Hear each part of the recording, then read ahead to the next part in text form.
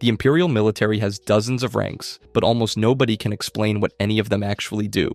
From the guy running a single fire control team on a Star Destroyer to the man who can blow up your entire planet, every rank carries a specific weight and a very specific chance of getting choked out by Darth Vader. So today I'm breaking down every single Imperial military rank and what it actually means to hold one, starting with the one nobody thinks about.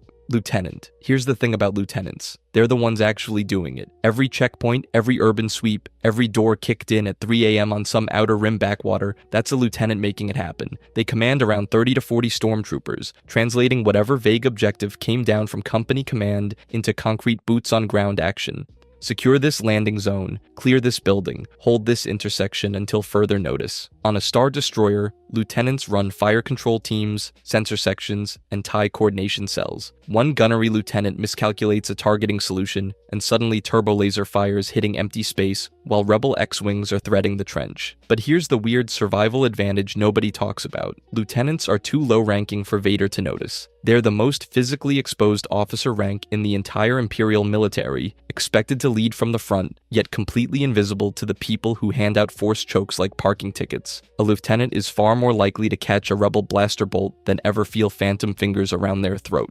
That said, if their failure embarrasses the wrong captain, they can be executed as an object lesson. No paperwork required. They're the expendable edge of the Emperor's will, just anonymous enough to avoid the wrath from above, which is, not ideal. But at least they only have to worry about one direction. The officers above them have a much worse problem. Captain. This is the rank where the Empire starts trusting you with things that actually matter. A captain in the Navy commands an entire starship, thousands of crew on the larger vessels. In the Army, you're looking at companies of 100 to 200 stormtroopers. Either way, you're the one whose name is on the dotted line when something goes wrong, and things go wrong. Let's talk about Captain Needa, commander of the Star Destroyer Avenger, tasked with tracking the Millennium Falcon after Hoth. The Falcon pulls one of the most unorthodox maneuvers in naval history, clamping itself directly onto the Avenger's bridge tower and hiding in its sensor blind spot. When the ship detaches and drifts away with the garbage, Needa loses track of it entirely. Here's the thing. By any reasonable military standard,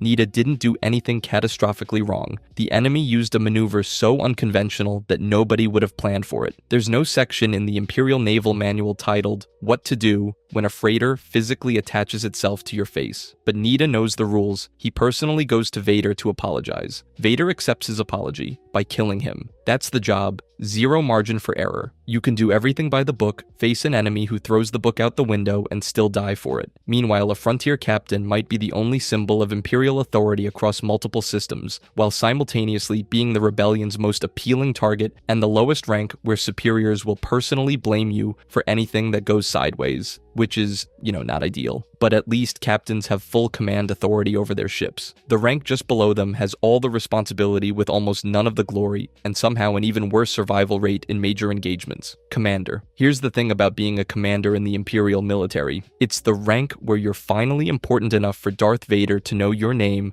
but not important enough for your death to cause anyone a logistical headache, which is, not ideal. Commander is a fluid designation. You might be the executive officer of a Star Destroyer, commanding a smaller vessel outright, or leading specialized units like intelligence detachments and elite stormtrooper formations. Personnel under your authority can range from several hundred to several thousand depending on the posting. One consistent feature, everything you touch has strategic consequences. Take Commander Prodigy. He's aboard Vader's Star Destroyer in A New Hope, reporting on that escape pod carrying R2-D2 and C-3PO down to Tatooine. He delivers information directly to Vader, which tells you exactly where commanders sit in the food chain, close enough to dark side superiors that you're having conversations with them. That's proximity to power most officers never get. It's also proximity to a 7-foot asthmatic who murders people with his mind when he's mildly inconvenienced. But if Prodigy represents competence at the commander level, Commander Igar represents what happens when competence takes the day off. Igar is responsible for the ground forces guarding the shield generator on Endor. The entire operational security of a moon-sized superweapon rests on his ability to hold one bunker. He loses it to rebel commandos and teddy bears with rocks. I don't know what to tell you. One commander's blind spot collapses an entire superweapon project. Billions of credits, years of construction, thousands of personnel, all undone because nobody thought the local wildlife might be a problem. That's the volatile truth of this rank. Commanders exist at the most dangerous intersection in the hierarchy, senior enough that their decisions ripple into strategic consequences, yet expendable enough that their deaths don't cause systemic shock. When something goes wrong, command doesn't restructure, they just replace the commander and move on. But if you think losing a battle station to teddy bears is embarrassing, wait until you meet the rank that somehow manages to be even more invisible. Major. Nobody talks about this rank. Seriously. Search your memory for a single famous Imperial major and you'll come up empty, because the films practically pretend they don't exist. But here's the thing. The Empire literally cannot function without them. A major commands a battalion. That's several hundred to roughly 1,000 troops, multiple companies all working together under one officer who has to make sure infantry, armor, and heavy artillery don't trip over each other during a planetary assault. When a Star Destroyer drops ground forces onto a world, somebody has to coordinate the mechanized infantry pushing forward with the armor flanking wide and the artillery flattening everything in between. That somebody is a major, not a general sitting in orbit, not a captain running a single company. The major is the operational integrator, making sure all those moving parts actually move in the same direction. And it gets weirder when you look at intelligence. Within the Imperial Security Bureau, majors hold mid-level management positions overseeing regional offices, task forces, interrogations, and counterintelligence operations. They're running the day-to-day machinery of state paranoia, which is, not ideal for their personal life expectancy. Here's where the rank gets genuinely uncomfortable to hold. Majors sit at exactly the wrong level of visibility. A captain loses a skirmish, nobody above colonel even hears about it. But a major loses an entire garrison, fails to prevent a high-profile rebel sabotage, that gets traced directly back to them. They're senior enough to be blamed, but not senior enough to deflect it downward. The evidence for how majors actually operate comes almost entirely from novels, comics, and animated series. No dramatic force chokes on camera, no conference table moments. Just the thankless work of keeping a galactic war machine grinding forward one battalion at a time. But if you think being invisible keeps you safe, wait until you meet the rank that's visible to everyone and answerable for everything. Colonel, here's a fun one. Wolf Ullerin went from being a Republic Navy admiral during the Clone Wars to an Imperial Security Bureau colonel, and somehow that was a promotion. Let me explain. On paper, a colonel commands a regiment, several thousand troops, or serves as senior staff for a general. They're the ones who take a broad directive like crush the insurgency in this sector and turn it into actual troop deployments, timelines, and rules of engagement. They're operational architects. The general says what needs to happen and the colonel figures out how it happens. That's already significant power. But here's where it gets weird. Ullerin shows up at the Death Star conference table, sitting right there alongside Madi and Taga, a colonel, at the table where they're discussing whether or not to use a planet-killing superweapon. He's not there to take notes. He's not there to fetch CAF. He's there because ISB colonels don't answer to admirals or generals. They answer to high command directly. Ullerin's job at that table is to make sure everyone in the room stays loyal, to watch the watchers. And that's the thing about ISB colonels. They arguably wield more real power than many generals, because their authority isn't about troop counts. It's about access, direct lines to the Emperor's apparatus, the ability to end careers, launch investigations, enforce ideological conformity across every branch of the military. A general might command 10,000 soldiers, but an ISB colonel can have that general removed with a single report. There's also the scapegoat problem. Colonels are the last line of plausible blame before failure reaches the grand strategy level. The Empire's political culture practically encourages superiors to deflect responsibility downward, and colonels are where it stops. A general loses a campaign, somehow it's the colonel's operational planning that gets scrutinized, which is, not ideal. But if you think colonels carry weight, wait until you meet the rank that sits above them and somehow manages to be even more of a target for Vader's disappointment. General. Here's the thing about the Imperial Army. When it actually works, it's terrifying, and nobody proves that better than General Maximilian Veers. Generals command divisions, corps, or major combined arms task forces. We're talking tens of thousands of troops, extensive logistics networks, and responsibility for campaigns that span multiple planets simultaneously.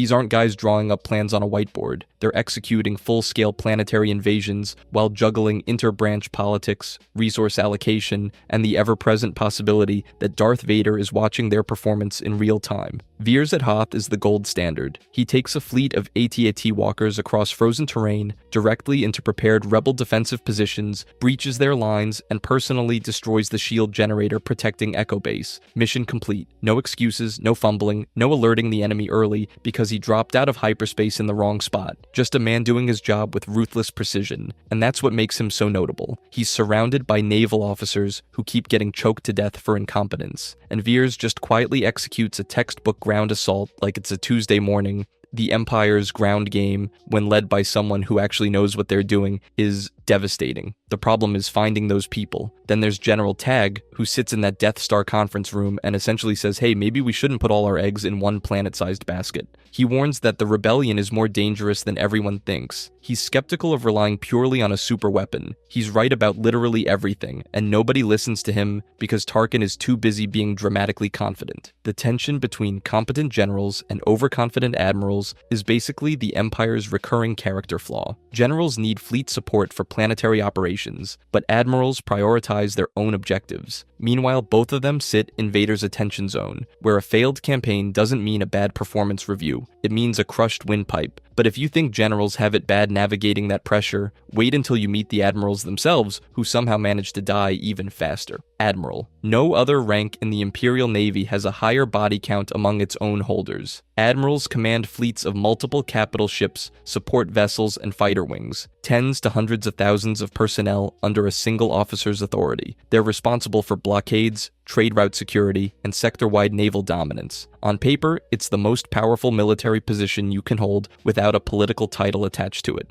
In practice, it's a death sentence with a nicer uniform. Let's talk about Admiral Ozzel. His job is simple: bring the fleet out of hyperspace at a safe distance from Hoth, establish the blockade, and let the ground forces do their thing. Instead, he drops out of lightspeed directly on top of the system, alerting the rebels and giving them enough time to raise their shields and begin evacuation. Vader's response takes about 4 seconds. He force chokes Ozzel to death mid-sentence and promotes Captain Piet to Admiral in the same breath. Piet's predecessor is literally still dying on the floor when he gets the job, which is, not ideal for your first day. Now here's the thing about Piet. He actually survives. Longer than most anyway. He shows caution, he adapts, he doesn't make Ozzel's mistake of doing something catastrophically stupid in front of a Sith Lord. He walks the tightrope between appearing competent and not appearing so aggressive that he overextends. For a while it works. Then Endor happens. An A-Wing crashes into the bridge of the Executor, and Piet dies along with the entire flagship. Not because he was incompetent,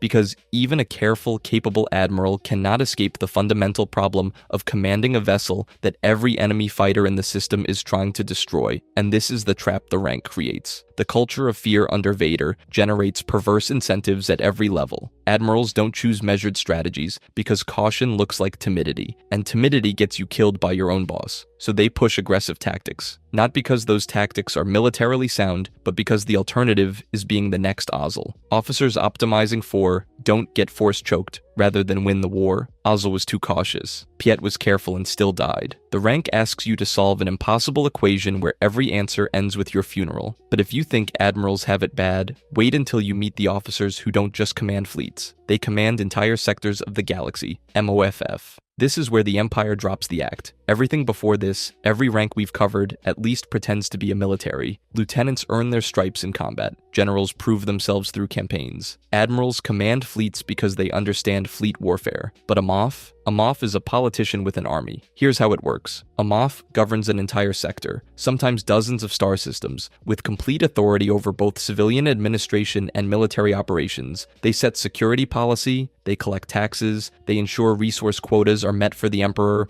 they decide where the army goes, where the navy patrols, and when to authorize large-scale anti-insurgent operations. Every admiral and general operating in a Moff's sector answers to them. Let that sink in. Your admiral, the one who spent decades learning fleet tactics, who survived Vader's quality control program, who can coordinate a blockade across multiple systems. He takes orders from someone who might never have held a blaster, because Moffs are political appointments. A successful general might get elevated to Moff, sure. But equally, some politically connected bureaucrat from Coruscant could be installed and handed command over every military unit in the sector.